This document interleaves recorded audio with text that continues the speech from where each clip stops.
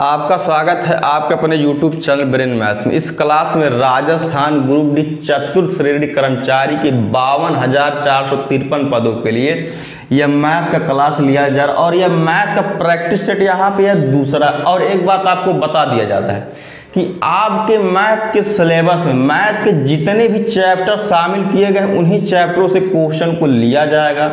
बाकी ज़्यादा बात न करते हम आ जाते हैं अपने क्वेश्चन नंबर 5 में। एक बात और, यहाँ पे जो जितने भी मैथ के क्वेश्चन कराए जाएंगे इसका लेवल हल्का फुल्का टफ रहेगा। क्यों? अगर एग्जाम का लेवल अगर बढ़ता भी है तो आपको दिक्कत ना हो। बाकी अब हम आ जाते हैं अपने क्वेश्चन नंबर 5 पे। हमारा क्वेश्चन नंबर पहला है, 4 युवकों की औसत आयु 24 वर्ष है। यदि उन 4 युवकों में 30 वर्षीय युवक कहीं चला जाए तो शेष युवकों की औसत आयु क्या होगी। अब पहली बात तो यह है, अगर औसत आयु या औसत दिया रहता है तो पहले हम उसका योग निकाल लें। तो पहले हम योग निकाल लेते हैं 4 युवकों की आयु का योग। अब योग बराबर क्या होता है? योग बराबर होता है संख्याओं की संख्या गुणे औसत। अब यहाँ पे टोटल 4 युवक है यानी कि 4 गुणे औसत यानी कि 24 वर्ष।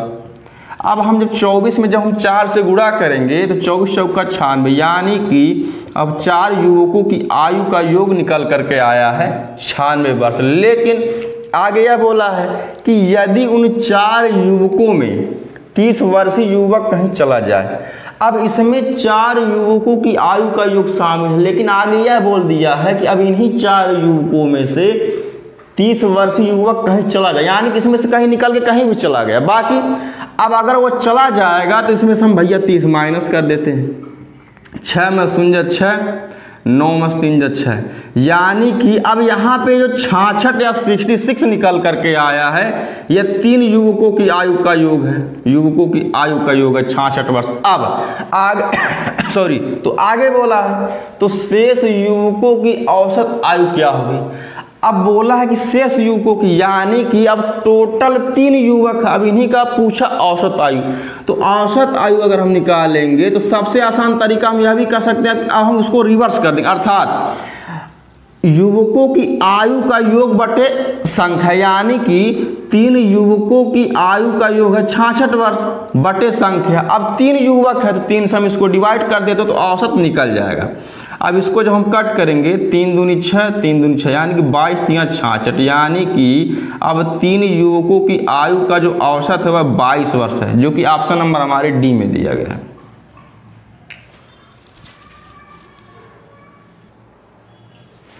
अब हम आ जाते हैं अपने क्वेश्चन नंबर नेक्स्ट पे। हमारा क्वेश्चन नंबर नेक्स्ट है, एक रेडियो 570 रुपए में बेचने पर सौरभ को 5% की हानि होती है।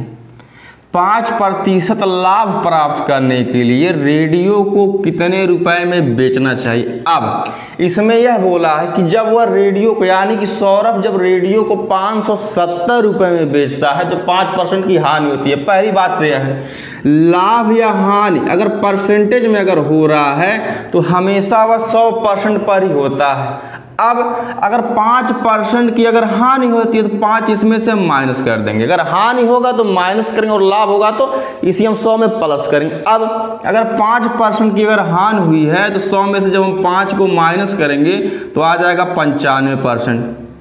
अब इसी 95% का मान है 570 रुपए के बराबर। क्यों? क्योंकि क्वेश्चन में बोला है कि जब वह 570 रुपए में बेचता है तो 5% की हानि होती है, तो 570 हम लिख लेते हैं। अब आगे बोला है, अब वह इसी रेडियो को जब बेचना चाहता है 5% लाभ पर। अब अगर लाभ होगा तो 100 पर ही लाभ होगा, तो 100 में हम 5 जोड़ लेते हैं। जब 100 में जब हम 5 को जोड़ेंगे तो आ जाएगा 105%। अब इसी 105% का मान पूछा तो पहले हम निकाल लेते हैं।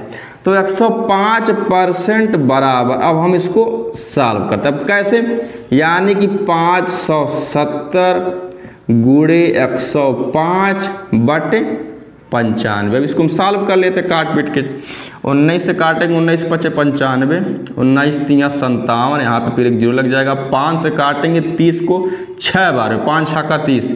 अब 105 में जब हम 6 से गुणा करेंगे, 6 पचे 30 के जीरो, हाथ में लगा 3, 6 शून्य शून्य, हाथ में लगा 3, यानी 3 यहाँ पे लिख देंगे, 6 करने 6। यानी कि अगर उसको इस रेडियो पर अगर 5% का अगर लाभ लेना है तो उस रेडियो को 630 रुपये में बेचना होगा, जो कि ऑप्शन नंबर हमारे सी में दिया गया है। एक बात और आपको बता दिया जाता है कि चैप्टर वाइज भी चलेगा, यानी कि जिन चैप्टरों को शामिल किया गया उन्हीं चैप्टरों को मतलब चैप्टर वाइज चलेगा, लेकिन आफ्टर सम टाइम या आफ्टर सम डेज।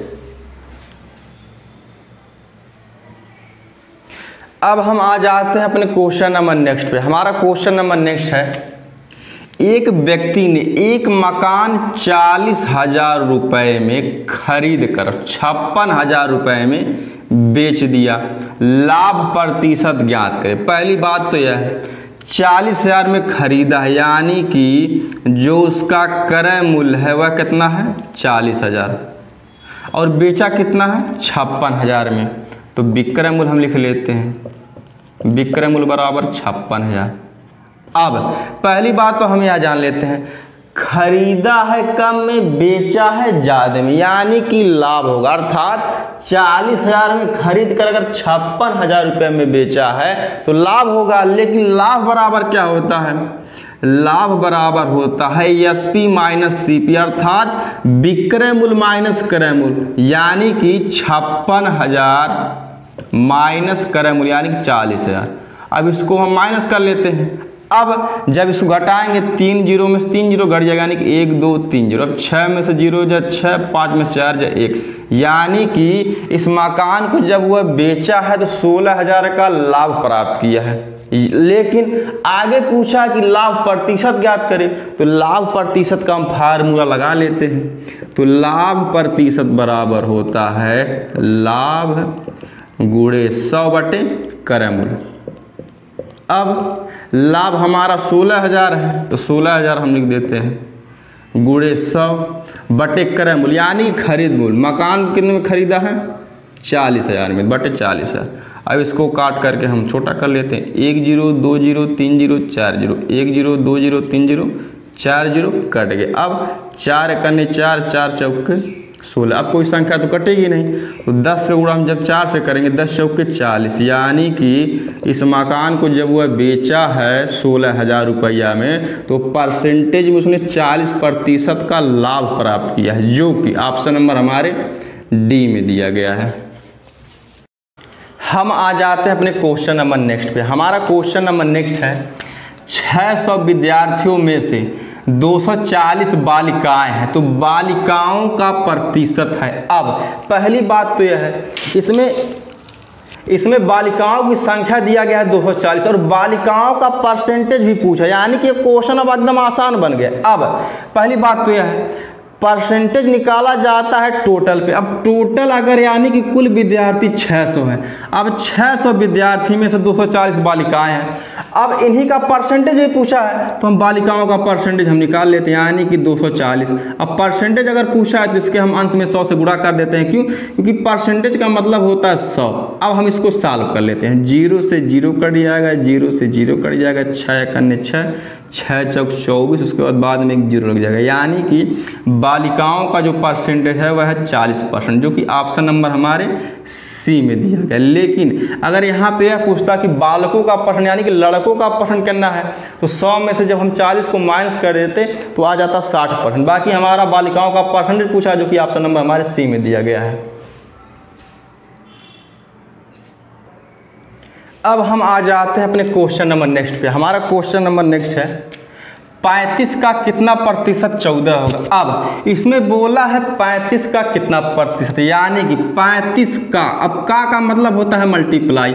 अब बोला है कितना प्रतिशत 14 होगा, यानी कितना प्रतिशत, यानी कि हम मान लेते हैं x%, क्योंकि हमको ज्ञात नहीं है। अब x%, अब जब हम यहाँ पे अगर परसेंटेज का साइन जब यहाँ से हटाएंगे तो हम इसको 100 से डिवाइड करेंगे। क्यों? क्योंकि परसेंटेज का मतलब होता है 100 बराबर 14 इसमें दिया गया है। अब इसको हम सॉल्व कर लेते हैं। अब जब हम इसको कट करेंगे 5 से, अगर जब हम इसको कट करेंगे 5 दूनी 10, यहाँ पे लग जाएगा 0, 5 से काटेंगे 35 को 7 बार, यानी 5 7 35। अब 7 करने 7, 7 दूनी 14। अब हम जब x का मान निकालेंगे तो 20 और 2 का क्रॉस मल्टीप्लाई करेंगे, यानी 20 दूनी 40%, यानी कि x का मान आ जाएगा 40%, जो कि ऑप्शन नंबर हमारे डी में दिया गया है।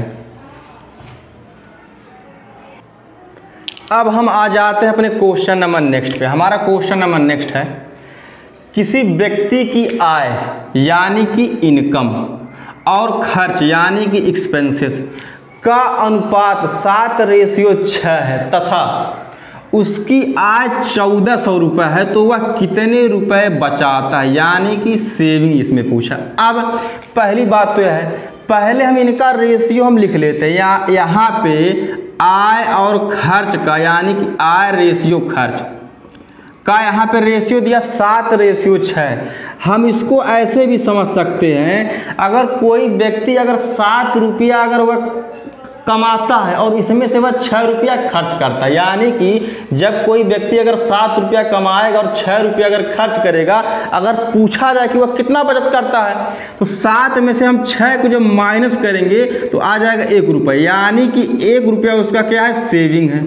अब लेकिन क्वेश्चन में क्या दिया हम पढ़ लेते हैं, तथा उसकी आय 1400 रुपये है। अब यहाँ पे आय का रेशियो है 7, यानी कि 7 का जो मान है वह 1400 रुपये के बराबर है। तो हम 1 का जब मान निकालेंगे तो 1400 बटे हम 7 करेंगे। अब 7 दूना 14, उसके बाद 1 0 2 0 हम लगा देते हैं। अब यहाँ पे 1 का मान या x का मान आ जाएगा 200 रुपये। लेकिन क्वेश्चन में यह पूछा है कि वह कितने रुपए बचाता है। अब यह आय का रेशियो है या खर्च का रेशियो, और हम बचत का रेशियो निकाल चुके हैं, क्योंकि अभी हम लोग देखे हैं कि अगर कोई व्यक्ति अगर 7 कमाएगा और 6 अगर खर्च करेगा, तो जब हम बचत निकालेंगे तो आय और खर्च में से माइनस कर देंगे, यानी कि 1 रुपया बचाता है। अब यही पूछा अमाउंट में कि वह कितने रुपए बचाता है, तो 200 में हम 1 से गुणा कर देते हैं, यानी कि 2 करना 2, उसके बाद 2 0 हम लगा देते हैं, यानी कि वह व्यक्ति 200 रुपया बचाता है, जो कि ऑप्शन नंबर हमारे ए में दिया गया है। अब हम आ जाते हैं अपने क्वेश्चन नंबर नेक्स्ट पे। इस क्लास में जितने भी क्वेश्चन शामिल किए हैं आपके पूरे सिलेबस के अकॉर्डिंग ही शामिल किए हैं, और यह क्लास पूरा सितंबर माह तक चलेगा, जब तक कि आपका राजस्थान ग्रुप डी का एग्जाम हो नहीं जाता। इसलिए आप इस चैनल को लाइक शेयर सब्सक्राइब करते रहिए। बाकी चैप्टर वाइज भी क्लासेस चलेंगी। अब लेकिन हम आ जाते हैं अपने क्वेश्चन पे। तो हमारा क्वेश्चन है, ए एक काम को 6 दिन में कर सकता है, बी 10 दिन में और सी 12 दिन में कर सकता है, तो तीनों मिलकर उस काम को कितने दिनों में करेंगे। अब पहली बात तो 3 लोग हैं। अब इसको हम सॉल्व करेंगे ट्री मेथड से, यानी कि 1 लोग 2 लोग एंड 3 लोग। यहाँ पे ए है, यहाँ पे बी है, यहाँ पे सी है। अब ए नाम का जो व्यक्ति है काम को करता है 6 दिन में, और बी नाम का जो व्यक्ति है काम को करता है 10 दिन में, और सी नाम का जो व्यक्ति है काम करता है 12 दिन में। लेकिन अब हमको यह नहीं पता है कि टोटल काम एक्चुअल में करना कितना है। अब इन्हीं तीनों का लेस है, यानी कि जब इन्हीं तीनों का हम जब लेस निकालेंगे तो हमको यह पता चलेगा कि टोटल काम एक्चुअल में करना कितना है, यानी कि 6, 10 और 12 का जब हम एलसीएम निकालेंगे तो आ जाएगा 60। अब हमको यह जानकारी हो गई कि हमको टोटल करना है 60 काम। अब इसी टोटल 60 काम को ए काम करता है 6 दिन लगा देता, अगर बी करता है तो 10 दिन लगा देता, और इसी 60 काम को जब सी करता है तो 12 दिन लगा देता। अब 6 दहिया में 60, 10 6 के 60, 12 25 60। अब इसका मतलब यहाँ पे यह हुआ, एक दिन में ए 10 काम करता है और एक दिन में बी 6 काम करता है और एक दिन में सी 5 काम करता है। अब बोला कि तीनों मिलकर उस काम को कितने दिनों में करेंगे, यानी कि टोटल वर्क को, यानी कि टोटल वर्क है 60 काम। अब इसी टोटल वर्क को ए बी एंड सी की इफिशियंसी को जब हम जोड़कर, जब हम टोटल वर्क से जब हम भाग दे देंगे तो हमको यह पता चल जाएगा कि तीनों मिलकर उस काम को कितने दिनों में करेंगे। अब 10 में 6 को जोड़ेंगे 16, 16 में 5 को जोड़ेंगे 21, यानी कि ए बी और सी तीनों मिलकर के एक दिन में 21 काम करते हैं। तो हम टोटल वर्क को 21 से डिवाइड कर देते हैं। अब इसको हम सॉल्व कर लेते हैं। अगर इसको हम कट करेंगे 3 7 21, 3 दूनी 6, यहाँ पे लग जाएगी 0। अब आ गया 20/7 दिन। लेकिन पहली बात तो यह है, सी वाला ऑप्शन तो एकदम नहीं होगा और डी वाला ऑप्शन भी नहीं होगा। क्यों? क्योंकि ये फ्रैक्शन में आया है और ये फ्रैक्शन में है नहीं, और बचे ए और बी वाले ऑप्शन। अब ये है हमारे मिश्र भिन्न में, तो हम इसको भी मिश्र भिन्न में चेंज कर लेते हैं। अब 7 को यहीं रहने देते हैं हर में। अब हमको लेके आना है 20, अगर 7 त्रिक 21, तब 21 आ जाएगा। अगर हम 3 बार अगर हम लेके जाएंगे तो यहाँ पे आ जाएगा 21, हमको लेके आना है 20, तो हम 7 दूनी 14, यानी कि यहाँ पे 2, 7 दूनी 14, और 14 में जब हम 6 जोड़ देंगे आ जाएगा 20। यानी कि जब तीनों मिल करके काम करेंगे तो 2 सही 6/7 दिन लगेगा, जो कि ऑप्शन नंबर हमारे बी में दिया गया है।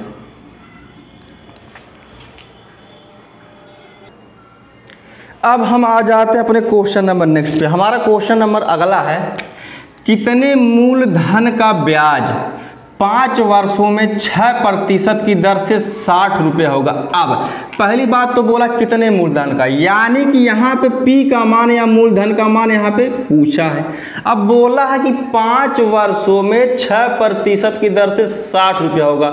अब यहाँ पे जो 60 रुपया या ब्याज है, क्योंकि इसमें बोला है कि ब्याज 5 वर्षों में 6% की दर से 60 रुपया होगा। अब यहाँ पे जो इंटरेस्ट दिया गया है वह 60 रुपया है। अब एक बात और, अगर यहाँ पे ब्याज दिया है अमाउंट या राशि में, तो इधर भी हम ब्याज का परसेंटेज बना लेते हैं। क्यों? क्योंकि दोनों तरफ इक्वल होना चाहिए। अगर इधर ब्याज का अगर परसेंटेज होगा और यहाँ पे ब्याज दिया गया, अब कैसे? अब देखिए, बोला है कि 5 वर्षों में 6% की दर से, यानी कि 1 वर्ष में जो ब्याज की दर है 6%, तो 5 वर्षों में हो जाएगी 5 गुणे जब हम 6 करेंगे तो आ जाएगा 30%, यानी कि 5 वर्षों में जो ब्याज की दर होगी वह 30% होगी। अब यहाँ पे तो हम 30% लिख लेते हैं। अब यह ब्याज की दर होगा, यह हमारा ब्याज है, यानी कि दोनों तरफ अब इक्वल है। अब पूछा है कि कितने मतलब मूलधन का, यानी कि पी का मान पूछा, यानी कि मूलधन मतलब 100% का मान हमको निकालना है, तो 100% का मान हम निकाल लेते हैं। तो 100% बराबर 60 गुणे 100, अब यहाँ पे बटे 30। अब इसको हम सॉल्व कर लेते हैं। 30 करना 30, 30 दूनी 60। अब तो कोई कटेगा नहीं, तो 100 में जब हम 2 से गुणा करेंगे, 100 दूनी 200 रुपये, यानी कि मूलधन हमारा हो जाएगा 200 रुपये, जो कि ऑप्शन नंबर हमारे डी में दिया गया है। अब हम आ जाते हैं अपने क्वेश्चन नंबर नेक्स्ट पे। अब अगर आप क्वेश्चन देखेंगे तो ये क्वेश्चन बहुत ही आसान है, लेकिन मैं पहले ही बोला हूँ एकदम प्रैक्टिस सेट में जितने भी क्वेश्चन डाले गए पूरे एकदम लेवल के अनुसार, एकदम लेवल को एकदम पूरा मेंटेन करके ही रखा गया है। क्वेश्चन आसान भी आते हैं, हार्ड भी आते हैं। बाकी ये मैथ का प्रैक्टिस सेट ये दूसरा है। अब हम आ जाते हैं अपने क्वेश्चन के सॉल्यूशन पे। क्वेश्चन हमारा है 80 + 800 भागे 8 गुणे 2 को सरल करने पर प्राप्त होता है। अब पहली बात तो यह है कि यह बोडोमॉस के नियम के अनुसार लगेगा। अब बोडोमॉस का नियम अगर सब लोग जानते होंगे तो बी फॉर ब्रैकेट, पहले हम ब्रैकेट को सॉल्व करते हैं, ओ फॉर आप, यानी कि आप को सॉल्व करेंगे, उसके बाद डिवाइड को, फिर मल्टीप्लाई को, फिर एडिशन को, फिर सब्सट्रैक्शन को। लेकिन इस क्वेश्चन में केवल डिवाइड है, मल्टीप्लिकेशन है एंड ऐड है, तो पहले हम इसमें अब डिवाइड को सॉल्व करेंगे, उसके बाद मल्टीप्लाई को, उसके बाद फिर हम एडिशन को। अब क्वेश्चन को हम एक बार पहले लिख लेते हैं। 80 + 800 भागे 8 गुणे 2। अब हम पहले डिवाइड को सॉल्व करेंगे, यानी कि 800 बटे 8 करेंगे तो आ जाएगा 100, यानी कि 100 8 800। अब हम 2 से गुणा करेंगे तो आ जाएगा 200। अब 200 में जब हम 80 को जोड़ेंगे तो आ जाएगा 280, जो कि ऑप्शन नंबर हमारे सी में दिया गया है। अब हम आ जाते हैं अपने क्वेश्चन नंबर नेक्स्ट पे। हमारा क्वेश्चन नंबर नेक्स्ट है, यदि a बराबर 6 b बराबर 3 हो तो a² + 2ab + b² बराबर कितना होगा। अब पहली बात तो यह है, यानी कि इस क्वेश्चन में जहाँ पे a है वहाँ पे हम वैल्यू पुट करेंगे 6 और जहाँ पे b है वहाँ पे हम वैल्यू पुट करेंगे 3। लेकिन हम ऐसा नहीं करेंगे, हम इसको करेंगे सॉल्व शार्ट ट्रिक से। पहले हम इसको लिख लेते हैं, इस इक्वेशन को, a² + 2ab + b²। अगर हम ध्यान से अगर हम इसको अगर देखेंगे तो यह a + b का होल स्क्वायर का फार्मूला है, यानी कि a + के b के होल स्क्वायर का फार्मूला होता है A square plus B square plus 2ab, वही सेम फार्मूला है। अब अगर हम इस तरीके से अगर यहाँ पे अगर हम वैल्यू पुट करेंगे ना तो बहुत ही आसान हो जाए। कहाँ है भैया, हम इसमें इतना कहाँ है अपना टाइम वेस्ट करेंगे। अब ए का मान यहाँ पे 6 दिया तो हम 6 लिख देते हैं प्लस, अब बी का मान 3 है तो हम 3 लिख देते हैं। अब होल स्क्वायर यानी कि 6 में 3 को जोड़ेंगे 9 आएगा। अब 9 का हम होल स्क्वायर कर लेते हैं, 9 9 81 आंसर आ गया, जो कि ऑप्शन नंबर हमारे सी में दिया गया है। अब हम आ जाते हैं अपने क्वेश्चन नंबर नेक्स्ट पे। हमारा क्वेश्चन नंबर नेक्स्ट है, यदि x ratio y is equal to 4 ratio 5, यानी कि x का मान यहाँ पे 4 दिया गया है एंड y का मान 5 दिया गया है, तो 6x माइनस 2y बटे 6x प्लस 2y का मान ज्ञात कीजिए।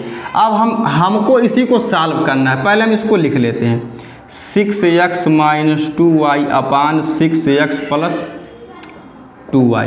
अब जहाँ पे x का मान दिया है 4 एंड y का मान दिया है 5, यानी कि इस क्वेश्चन में जहाँ पे x होगा वहाँ पे हम 4 वैल्यू पुट करेंगे एंड जहाँ पे y होगा वहाँ पे हम 5 वैल्यू पुट करेंगे।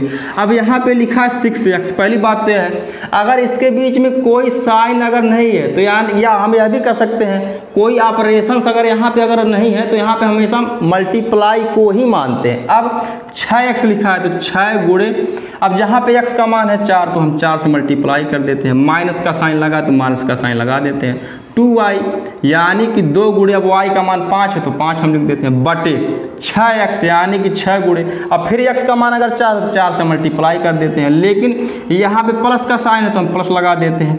2y लिखा है तो 2 गुणे, अब y का मान 5 दिया तो 5 हम लिख देते हैं। अब इसको हम सॉल्व कर लेते हैं, 6 चौके 24, माइनस का साइन लगा तो माइनस का साइन हम लगा देते हैं, 2 5 10 बटे 6 चौक 24, प्लस का साइन फिर लगा देते हैं, 5 दूनी 10। अब हम जब 24 में से जब 10 को माइनस जब करेंगे तो आ जाएगा 4 में 0 4, 2 में से 1 जगह यानी 14। अब 24 में 10 को जोड़ेंगे तो 24 में 10 को जब जोड़ेंगे आ जाएगा 34। अब हम इसको काट करके छोटा कर लेते हैं, 2 7 14, अब 2 से काटेंगे 34 को 17 बार, यानी कि 17 दूना 34, यानी कि 7 बटे 17 हमारा आंसर हो जाएगा, जो कि ऑप्शन नंबर हमारे सी में दिया गया है। अब हम आ जाते हैं अपने क्वेश्चन नंबर नेक्स्ट पे। हमारा क्वेश्चन नंबर नेक्स्ट है, यदि 12 वस्तुओं का क्रय मूल्य 10 वस्तुओं के विक्रय मूल्य के बराबर है तो लाभ या हानि प्रतिशत है। अब पहली बात तो यह है, अब जैसे इस क्वेश्चन में बोला गया पहले हम उसको ऐसे ही लिख देते। इसमें यह बोला है कि 12 वस्तुओं का क्रय मूल्य 10 वस्तुओं के विक्रय मूल्य के बराबर है, यानी कि 12 CP बराबर, CP का मतलब होता है क्रय मूल्य यानी कास्ट प्राइस, बराबर 10 SP। SP का मतलब होता है सेलिंग प्राइस या विक्रय मूल्य। अब इस क्वेश्चन में बोला गया है तो पहले हम क्रय मूल्य और विक्रय मूल्य का जो मान है वह अलग अलग पहले हम निकाल लेते हैं, यानी कि CP, अब इधर आ जाएगा SP, यानी कि CP बटे SP। अब उसी प्रकार से 12 हो जाएगा अब SP का मान यानी कि विक्रय मूल्य, अपान का साइन हम लगा देते हैं, और 10 हो जाएगा क्रय मूल्य का मान।